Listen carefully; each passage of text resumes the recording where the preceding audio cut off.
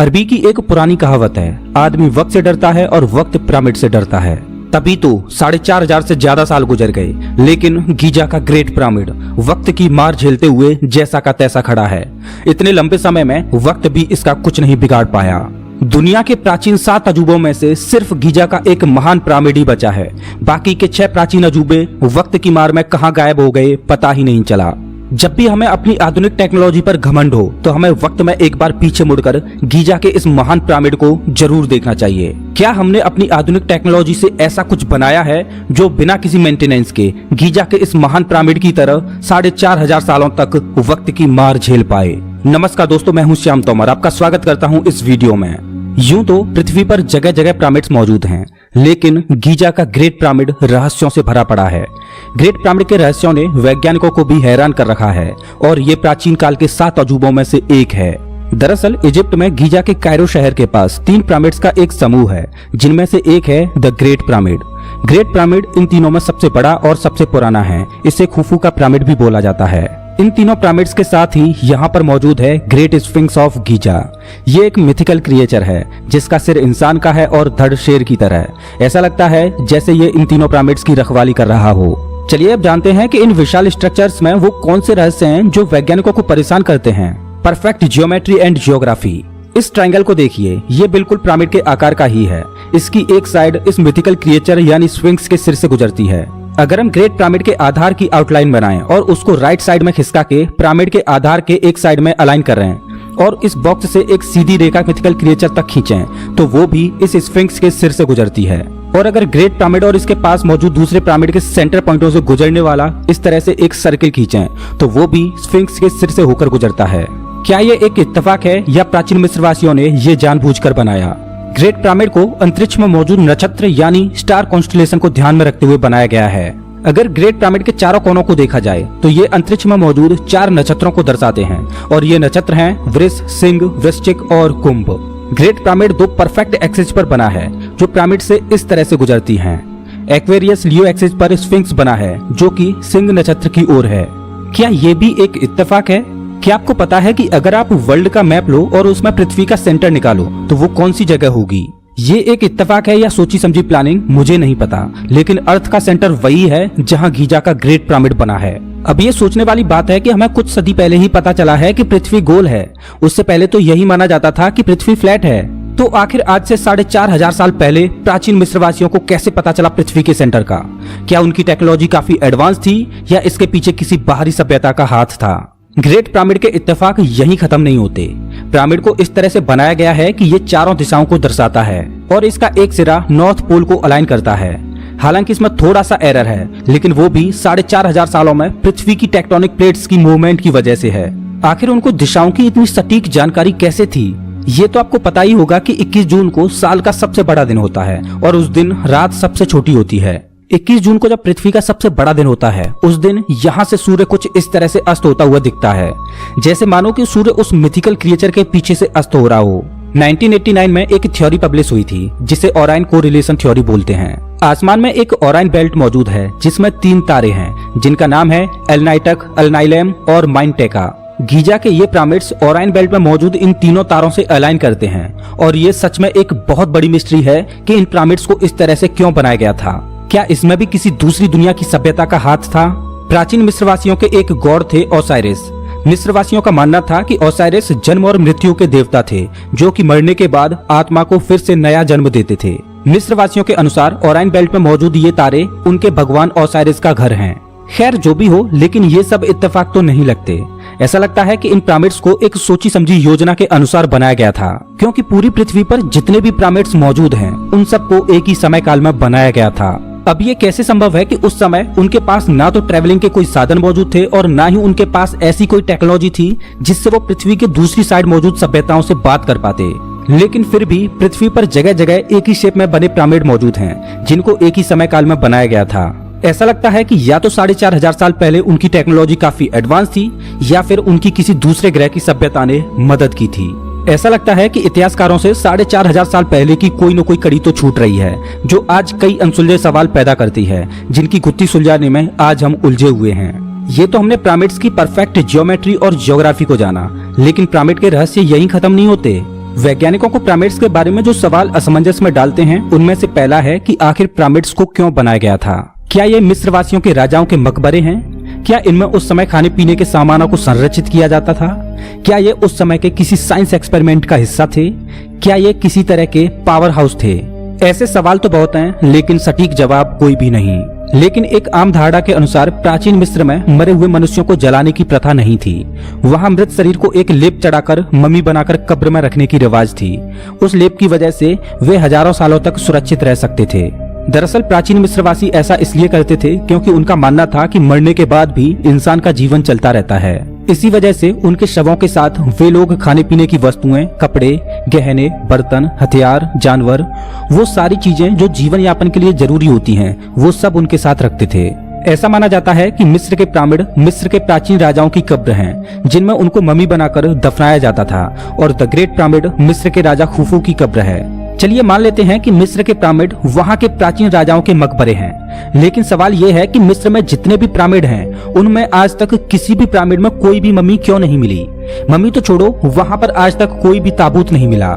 इससे ये तो साबित होता है कि पिरामिड्स मकबरे तो नहीं हैं, बल्कि वो कुछ और ही हैं और उनको बनाने के पीछे कुछ और ही मकसद था। जितना ये सवाल रहस्यमयी है कि आखिर पिरामिड्स को क्यों बनाया गया था, उससे भी कहीं ज्यादा रहस्यमयी सवाल है कि आखिर पिरामिड्स को कैसे बनाया गया था। और इस सवाल का जवाब हमारे पास आज भी नहीं है कि आखिर पिरामिड्स को कैसे बनाया गया था, क्योंकि भव्य पिरामिड का निर्माण उस दौर में हुआ था जब ना तो पहिए का आविष्कार हुआ था जिससे भारी भरकम पत्थरों को एक जगह से दूसरी जगह पर आसानी से पहुंचाया जा सके, और ना ही उस समय लोहे जैसी किसी धातु की खोज हुई थी जिनसे बने औजारों से वो भारी भरकम पत्थरों को काट सकते और तराश पाते।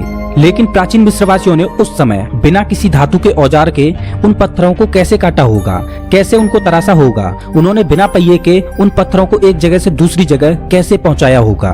मैं आपको बता दूं कि ग्रेट पिरामिड का वजन 57,50,000 टन है। आपकी तुलना के लिए बता दूं कि आज की आधुनिक इमारत बुर्ज खलीफा का वजन महज 5 लाख टन है, तो आप अंदाजा लगा सकते हो कि कितना भारी है ग्रेट पिरामिड। आपको बता दूं कि आईफेल टावर के बनने से पहले तक ग्रेट पिरामिड इंसानों द्वारा बनाई गई दुनिया की सबसे ऊंची इमारत थी। ये पिरामिड 450 फीट ऊंचा है और इसका आधार 13 एकड़ में फैला है। आपकी तुलना के लिए बता दूं कि इसका आधार 16 फुटबॉल मैदानों जितने एरिया में फैला है। इसमें 23 लाख से ज्यादा चूना पत्थरों का इस्तेमाल किया गया है, जिनका वजन 2700 किलोग्राम से लेकर 80,000 किलोग्राम तक है। अब सवाल ये है कि इतने भारी पत्थर बिना किसी क्रेन के इतने ऊपर कैसे पहुंचाए? आम धारणा के अनुसार ऐसा माना जाता है कि ग्रेट पिरामिड का निर्माण 20 सालों में पूरा हो पाया था और भारी भरकम पत्थरों को पहाड़ों से काटकर लकड़ियों और रस्सियों से खींचकर लाया गया था। लेकिन अगर पिरामिड को ऐसे ही बनाया गया था तो उनके पास सिर्फ 2.5 मिनट होता था, जिसमें किसी पत्थर को पहाड़ से काटने, उसका वहां से मरुस्थल तक लाने और उस पत्थर को तराशने और फाइनली उस पत्थर को इतनी ऊंचाई पर लगाने में। ऐसा माना जाता है कि पिरामिड में लगे पत्थरों को 500 मील दूर से लाया गया था। ये सोचने में बड़ा ही साइंस फिक्शनल लगता है कि सिर्फ 2.5 मिनट में ही इतने भारी पत्थर को काटने, लाने, तराशने और ऊपर चढ़ाने का काम किया जाता था। तब जाके 23 लाख पत्थरों को 20 साल में इस पर चढ़ाया गया होगा। अनबिलीवेबल। बिना किसी एडवांस टेक्नोलॉजी के ऐसा कर पाना असंभव है। या तो उनकी टेक्नोलॉजी हमसे कहीं ज्यादा एडवांस थी या इनको बनाने के पीछे किसी दूसरे ग्रह की इंटेलिजेंट सभ्यता का हाथ था। खैर जो भी हो, उनके पास कोई न कोई ऐसी तकनीक तो जरूर थी जो आज हमसे छिपी हुई है। अद्भुत इंजीनियरिंग। गीजा का ग्रेट पिरामिड बेमिसाल इंजीनियरिंग का सबूत है। इसकी झुकी हुई त्रिकोणीय दीवारें जमीन से 52 डिग्री का एंगल बनाती हैं। इसके कमरे इतने कुशलता से बने थे कि अंदर जाने का कोई रास्ता न था। पिरामिड में जगह जगह पर टनल्स बने हुए हैं, लेकिन ये टनल क्यों बने हैं ये कोई नहीं जानता। पहले ऐसा माना जाता था कि इनको वेंटिलेशन के लिए बनाया गया होगा, जिससे इसमें हवा आसानी से आ जा सके। लेकिन जब इन टनल में रोबोट के द्वारा देखा गया तो पाया कि टनल तो बंद हैं। मतलब इसमें मौजूद टनल्स का इस्तेमाल वेंटिलेशन के लिए तो नहीं, लेकिन किसी खास मकसद के लिए किया गया होगा। ग्रेट पिरामिड में अभी तक केवल 3 चैम्बर्स को ही खोजा जा सका है।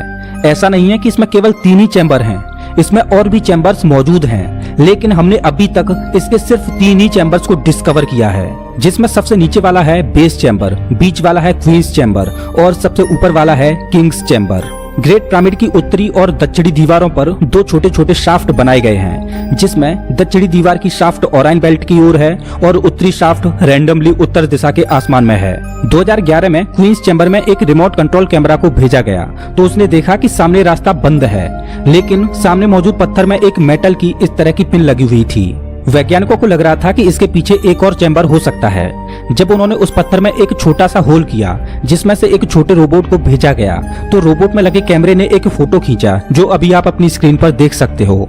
लेकिन इसके बाद वो कैमरा काम करना बंद कर गया और आगे की एक्सप्लोरेशन अधूरी रह गई। तब से लेकर अब तक वहाँ की गवर्नमेंट फर्दर एक्सप्लोरेशन के लिए किसी को भी अलाउ नहीं करती। वहाँ की गवर्नमेंट को लगता है कि कहीं ऐसा ना हो कि अगर पिरामिड की गुत्थी सुलझ गई तो वहाँ पर टूरिस्ट का आना कम हो जाए। लेकिन ये तो तय है कि ग्रेट पिरामिड में बहुत से रहस्य ऐसे हैं जो अभी तक हमसे छिपे हुए हैं। हो सकता है कि अगली बार एक्सप्लोरेशन में वो हमारे सामने आ जाएं। चलिए अब ग्रेट पिरामिड के बारे में कुछ मजेदार फैक्ट्स को जानते हैं। ये पिरामिड भूकंप रोधी है, मतलब इसको इस तरह से डिजाइन किया गया है कि ये तेज भूकंप के झटकों को भी झेल सकता है और ये 4500 सालों से तेज भूकंपीय कंपनों को झेलता आ रहा है।